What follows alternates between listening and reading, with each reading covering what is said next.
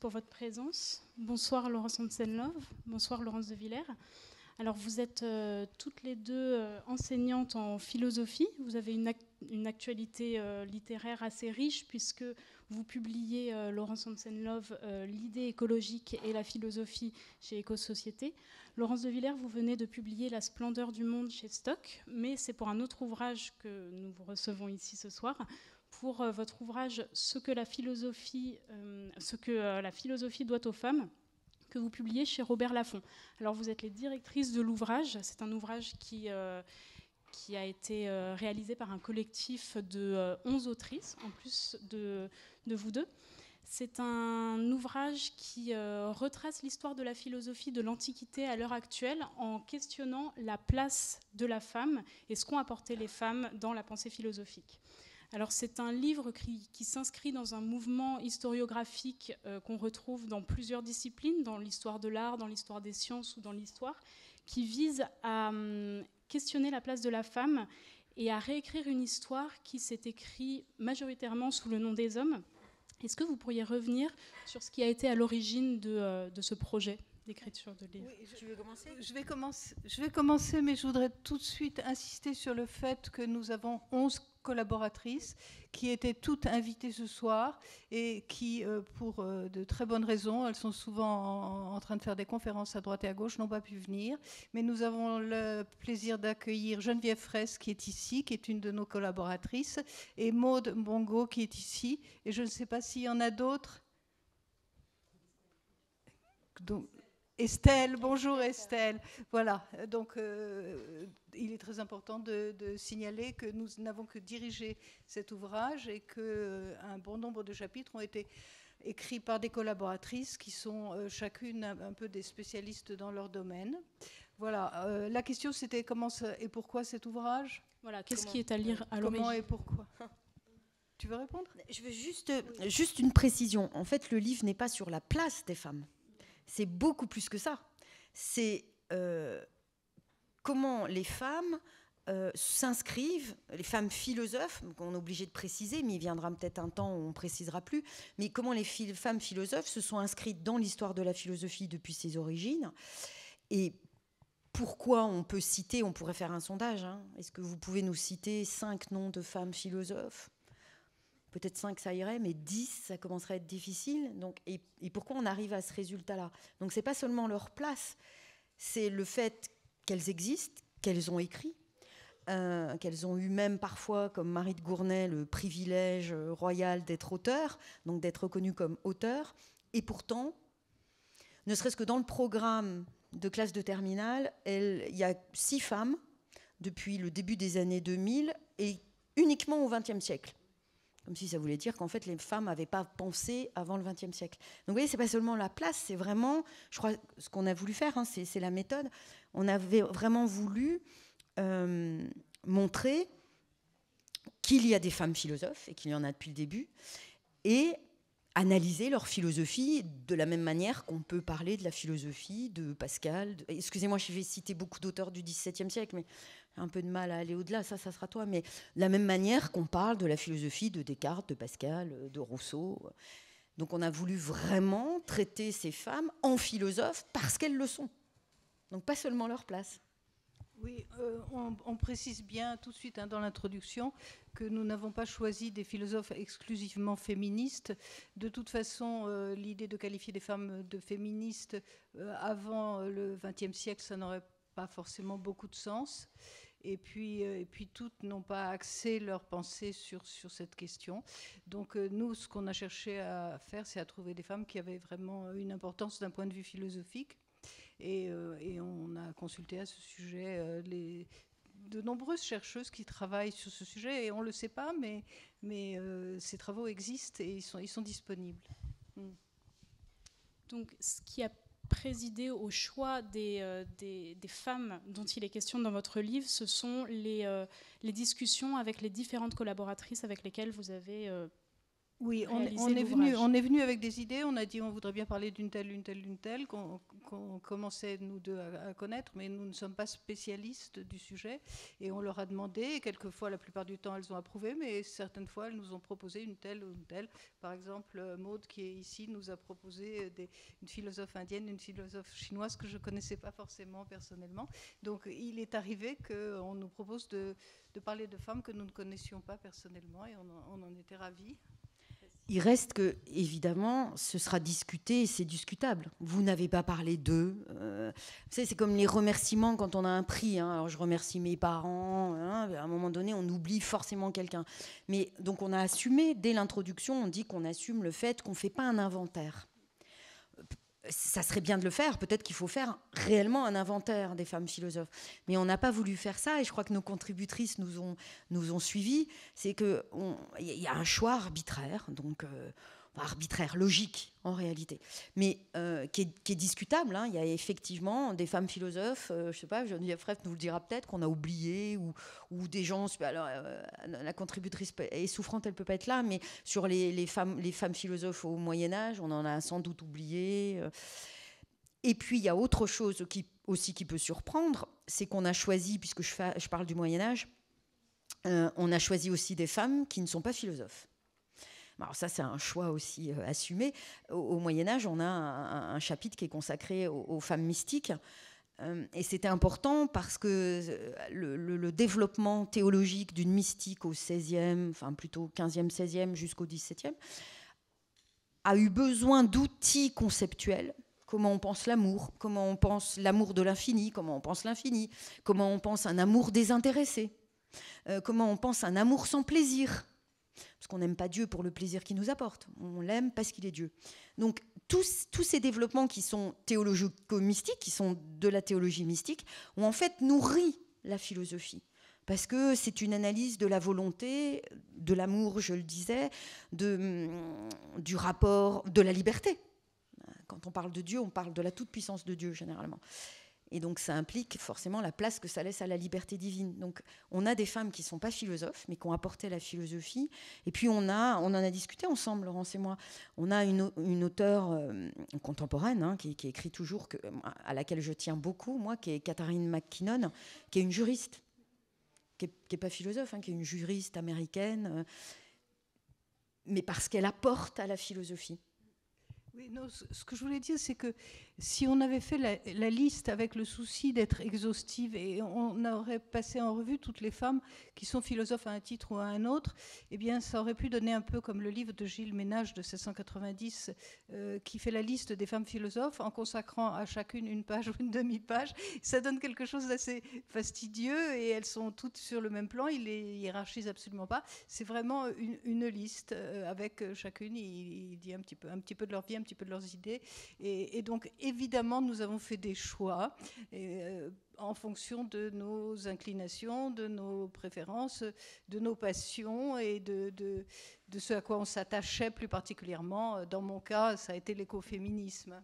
Oui, mais y compris des positions soutenues par ces femmes philosophes qui sont dans notre livre, auxquelles on ne souscrit pas du tout. Enfin, moi, c'est mon cas. Je ne dirais pas quel chapitre, mais il y a des positions de femmes philosophes que je n'ai cessé de critiquer. Mais justement, c'est important parce que quand on parle des femmes ou des femmes philosophes, on a l'impression qu'il y a une seule et même voix.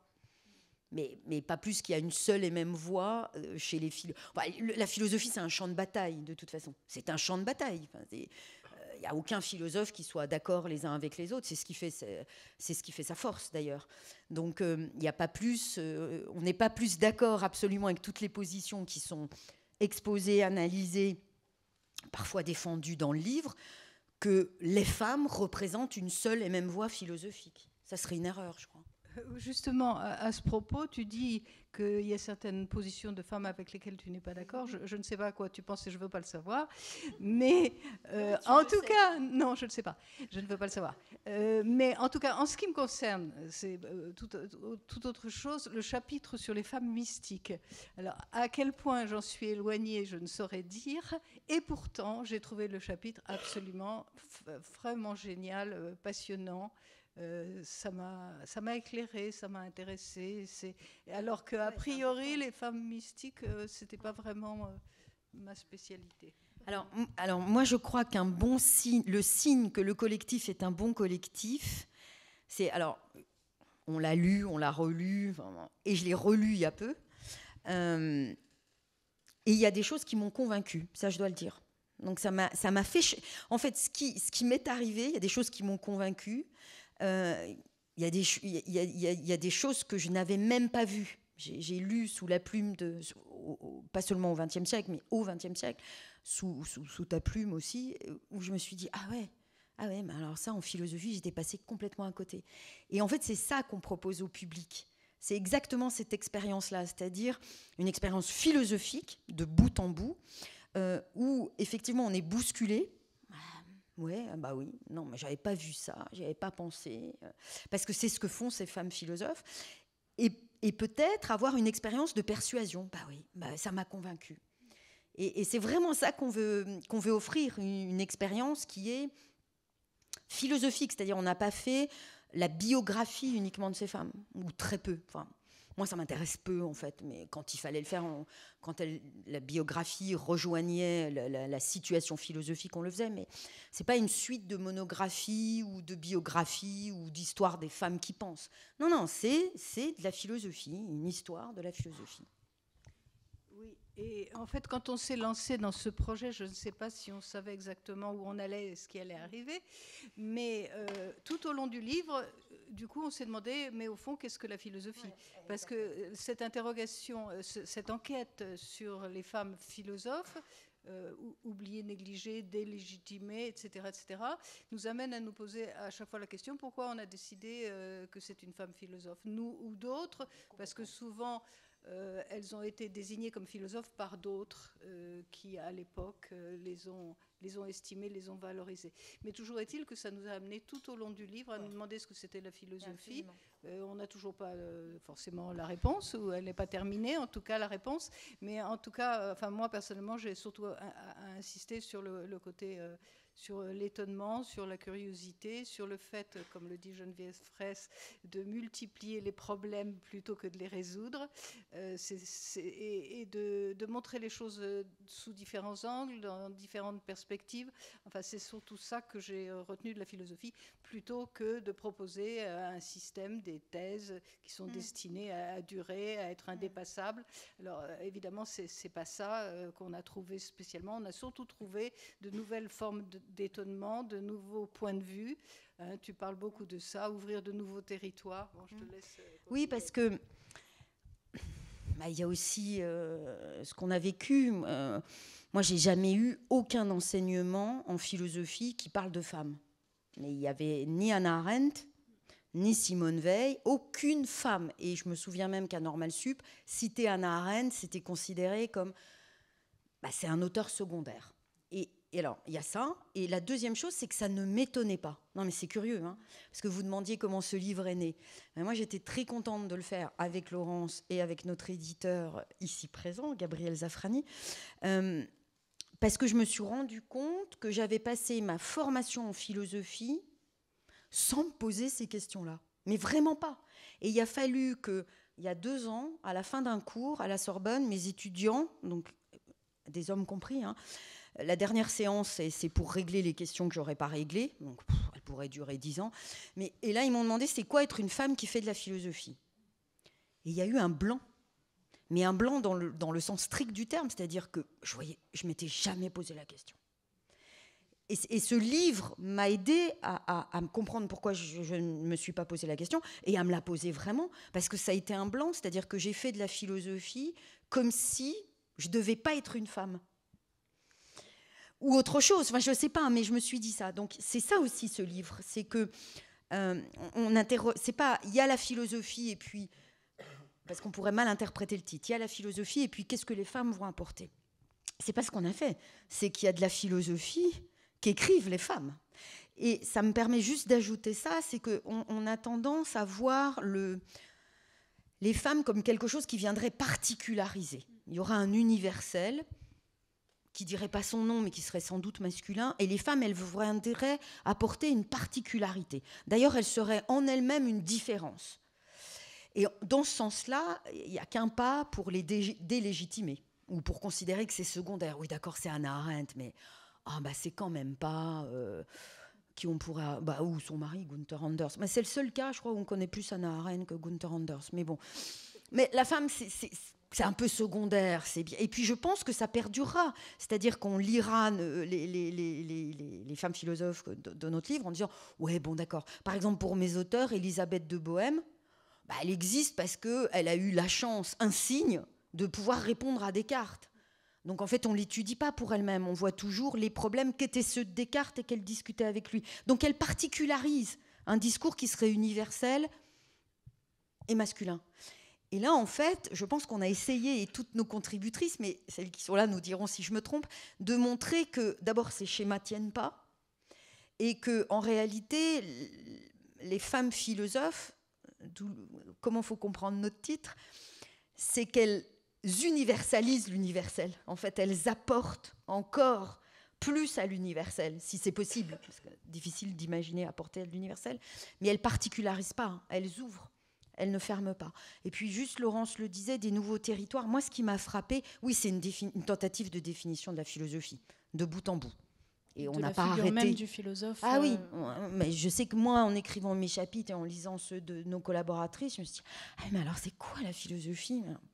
Vraiment. Et je suis partie de, vous voyez, ma cécité totale où je ne savais même pas que j'étais une femme qui faisait de la philosophie. Donc, je partais de très loin. Mais moi, ce qui m'a frappée, et vraiment, je suis prête à le soutenir maintenant, mais grâce au travail des collaboratrices, c'est que je pense que ce que les femmes apportent à la philosophie, et ce n'est pas qu'au XXe siècle, c'est ça qui m'a frappée, elles apportent un questionnement sur le mal. Sur le mal. Il y a du mal... Emmaël. Sur le mal, ouais, sans jeu de mots, sur le mal, vraiment. Elle montre qu'il y a un mal social, il y a une injustice absolue, d'une certaine façon, qui n'est pas accidentelle, qui est possible, donc qui existe parce qu'elle est possible. Ça m'a frappée. Il y a l'idée de cette injustice. Et puis, je pense qu'elles analysent la liberté de manière novatrice. Mais moi, ça m'a frappée qu'elles apportent ces territoires. On me dirait ça existe aussi en philosophie sans les femmes. À traiter comme elle le traite, non, je ne suis pas certaine. Vraiment, ça, je suis prête à me battre pour le dire. Je voulais juste rapporter une petite anecdote que tout le monde ne connaît peut-être pas, c'est que Jean-Paul Sartre a demandé à Simone de Beauvoir qu'est-ce qu'une femme et qu'est-ce que ça fait d'être une femme pour une philosophe. Et elle commente cette anecdote en disant on n'aurait jamais l'idée de demander à un homme qu'est-ce que ça fait d'être un homme quand on est philosophe. Voilà, non, mais absolument. Mais parce que ça rejoint cette idée que les femmes particularisent nécessairement. Et c'est pour ça aussi qu'on n'a pas voulu réduire notre travail. C'est pas une histoire de la philosophie féministe. Parce que je pense que ce qui est intéressant dans les auteurs qu'on a travaillés, c'est qu'en fait, elles font de la philosophie. Alors qu'ensuite, ça rejoigne une exigence féministe, une conscience féministe, voire des combats, ou le fait de militer, oui, mais c'est parce qu'elles sont philosophes de bout en bout. Est-ce qu'on pourrait dire également que ces femmes questionnent les conditions matérielles d'exercice de la philosophie également ? Et dans quelle mesure ? Oui. Elles sont amenées à le faire du fait qu'on leur a barré la route dans de multiples domaines. Tu as des expériences à raconter à ce sujet ? Oui. Alors j'ai des expériences de mes philosophes du XVIIe, j'en ai une aussi, mais vous voyez, ce qui m'a frappée aussi, c'est la continuité. Alors hélas, on pourrait dire hélas, mais on me dirait les femmes du XVIIe, franchement, qu'est-ce qu'elles ont vraiment à nous dire ? Il y a une phrase de Marie de Gournay. Alors c'est pareil, Marie de Gournay, on la connaît parce qu'elle a édité Montaigne. Donc il faut toujours qu'il y ait... Chez les femmes, je suis surprise de voir qu'il y a une exigence de double légitimation.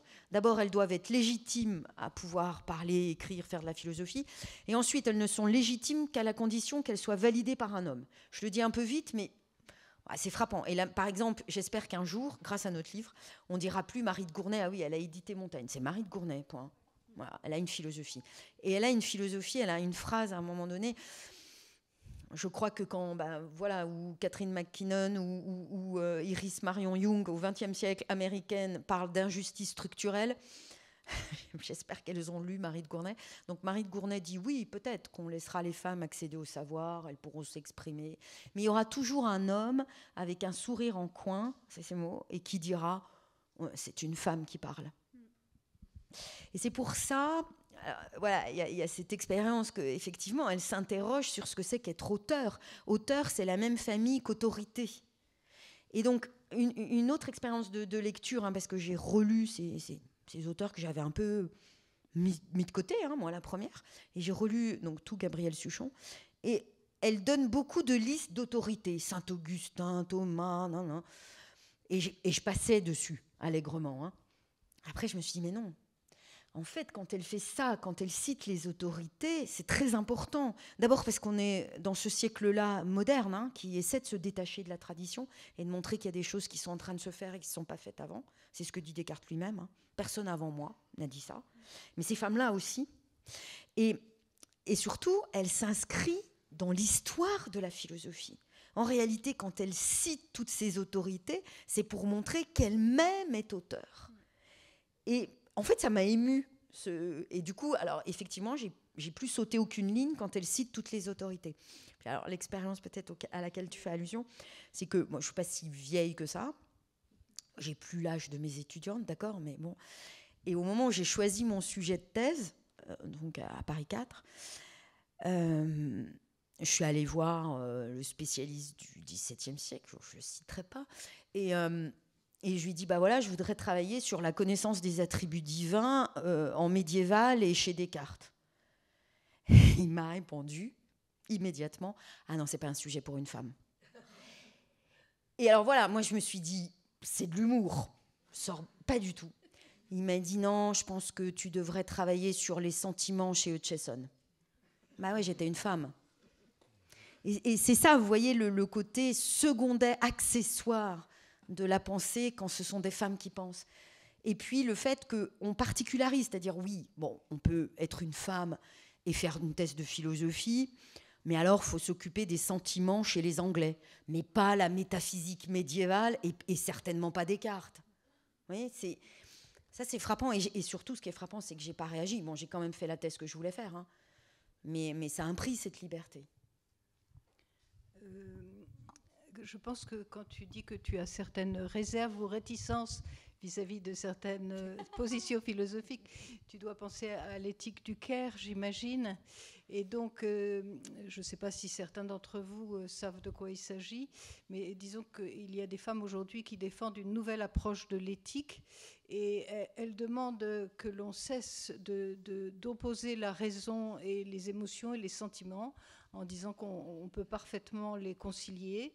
Et aussi que toutes ces tâches qui ont toujours été dévolues aux femmes et qui ont été jugées comme mineures et ingrates, le fait de s'occuper des personnes vulnérables, des enfants, des personnes âgées, etc., c'est quelque chose qu'il faut cesser de stigmatiser, mais qu'il faut au contraire valoriser. Bon, dans l'éthique du Caire, il y a une volonté d'attacher une grande importance aux sentiments. C'est une éthique aussi qui se veut relationnelle, qui refuse de considérer les individus comme des êtres abstraits sur lesquels on peut raisonner a priori. Donc oui, l'éthique du Caire attache une certaine importance à l'émotion, revendique le fait de considérer l'émotion dans nos relations avec les autres, y compris avec les animaux. Alors tout ça, ça peut heurter quand on n'est pas habitué, parce qu'on peut penser que du coup les femmes demandent d'avoir une spécificité féminine et d'être plus à l'aise avec le sentiment qu'avec la raison. Évidemment, ce serait une lecture totalement fausse, mais qui vient tout naturellement de cette éthique du Caire. Voilà. Je ne sais pas si... J'espère que tu évolues... C'est ça quoi? Oui, c'est ça quoi? J'espère que tu évolues. Non, oui. J'ai déjà évolué. J'espère que tu vas progresser grâce à notre livre. Oui. Ah oui, je vais... Non, mais c'est... Arrêter de penser que l'éthique du Caire, c'est de renvoyer les femmes au sentiment, à l'émotion, et dire qu'on est très contente qu'elles restent... Vous voyez, c'est ça le livre qu'on a fait. C'est que... Ben non, mais c'est fait pour évoluer. Donc effectivement, je réfléchis. Mais il faut que je réfléchisse. Si on reste sur l'éthique du care, désolée, Alors, ça va du tout. j'ai le sentiment à vous lire, Laurence Hansen-Love, quand vous en parlez, que tout ça est à mettre en lien également avec l'écoféminisme et également avec donc avec l'écologie, avec la cause animale, donc avec l'écoféminisme de manière assez large. Est-ce que vous pouvez expliciter les liens qu'il peut y avoir entre éthique du care et écoféminisme ? Oui, alors déjà, une question qu'on nous pose quelquefois, c'est est-ce que les femmes ont inventé quelque chose ? Oui. Est-ce qu'elles ont inventé des concepts ? Est-ce qu'elles ont inventé des doctrines, des systèmes ? Oui et non, on est un petit peu embarrassé pour répondre, mais en tout cas, il y a quelque chose qu'elles ont inventé, c'est l'écoféminisme, et en la personne de Françoise d'Aubonne, qui est très peu connue, qui a inventé le terme et aussi la théorie. L'écoféminisme, c'est une théorie originale qui est soutenue pour une part par des femmes, mais pas seulement, puisque j'ai découvert moi-même dernièrement que Jacques Derrida, il était carrément écoféministe. C'est une théorie qui consiste à dire qu'on ne peut pas se contenter d'exposer des principes de morale qui soient abstraits et généraux, qu'il faut reconsidérer la morale en prenant en compte tout le domaine social, et la question de la dépendance et de la souffrance et du mépris que subissent les femmes du fait du patriarcat. Et donc l'écoféminisme, c'est l'idée qu'il y a une connexion étroite entre la violence que les hommes exercent depuis toujours contre les femmes et de la violence et du mépris qu'ils exercent aussi à l'égard de la nature et des animaux. Donc ça, c'est l'idée de base de l'écoféminisme. Et encore une fois, on n'est pas obligé d'être une femme pour adhérer à cette théorie qui est plus d'abord un constat avant d'être une théorie, et donc qui rejoint aussi l'éthique du care, avec cette volonté, encore une fois, de ne pas fonder la morale exclusivement ni sur des principes universel a priori comme chez Kant, ni non plus sur l'utilitarisme qui est encore une forme de rationalité qui consiste à se demander, à faire des calculs et à se demander quel est l'intérêt général et qu'est-ce qui mérite d'être pris en considération au nom de l'intérêt général et qu'est-ce qui ne mérite pas d'être pris en considération au nom de l'intérêt général. Tout ça, ça reste des raisonnements théoriques, des raisonnements abstraits, et donc les éthiciennes du care nous demandent d'être attentifs aux relations qui sont toujours différentes avec les personnes de notre entourage, avec les gens qu'on connaît notamment. Et donc, il y a une certaine critique d'une certaine rationalité, mais ce n'est pas la critique de la raison, c'est une autre approche de la raison qui s'interdit d'exclure le sentiment,